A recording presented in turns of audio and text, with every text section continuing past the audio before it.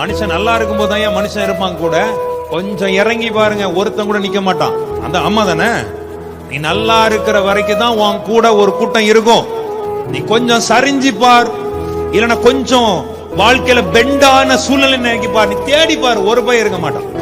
உலகம் வேற, உலகத்தின் பார்வைகள் வேற. அது ஆவிக்குரிய பிள்ளைகளா இருந்தாலும் இன்னைக்கு அப்படிதான், விசுவாச பிள்ளைகளா இருந்தாலும், ஆண்டவர் அறிந்த பிள்ளைங்களோ அறியாத பிள்ளைகளோ, நீ கொஞ்சம் சறுக்கி பார், அவ்வளவுதான். அவங்களே உன்னை குனிய வச்சு மொத்தமா முடிச்சு விட்டு போயிருவான். ஆனா நான் ஒருத்தரை பேசுறேன் பார், என் இயேசு எவ்வளவு நல்லவர்.